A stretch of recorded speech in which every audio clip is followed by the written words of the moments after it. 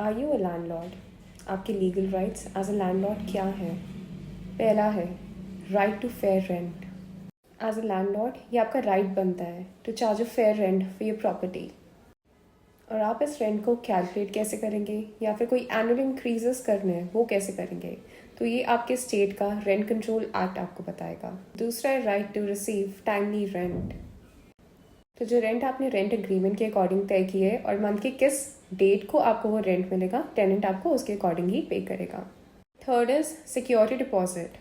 तो जब भी आप कोई टेनेंसी स्टार्ट करते हैं, आपका ये राइट है to collect a security deposit from your tenant. वैसे तो सिक्योरिटी डिपॉजिट की amount state to state vary करती है, बट जनरली ये कुछ मंथ्स के रेंट के बराबर होती है। उसके बाद आता है आपका रेंट को इंक्रीज करने का राइट। तो ये आप कैसे करेंगे? हर साल according to the law and as per the terms of your rental agreement. और इसके लिए आप अपने टेनेंट को एक प्रॉपर नोटिस देंगे before the.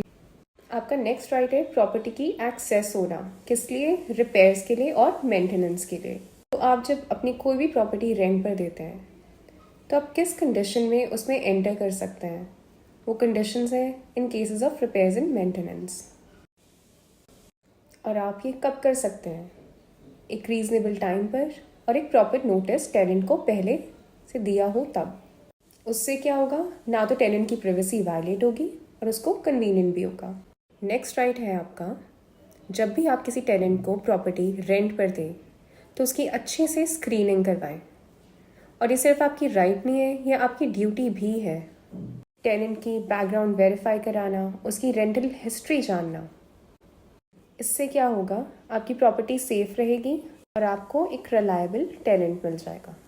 Next is rent control acts के अंडर ऐसे कुछ प्रोविजंस हैं जहाँ पर हम अपनी प्रॉपर्टी इविक्ट करवा सकते हैं या फिर उसकी पोजेशन रिकवर कर सकते हैं, लेकिन वो किस कंडीशन में होगी? जब हमें वो प्रॉपर्टी अपने पर्सनल यूज़ के लिए ज़रूरत होगी।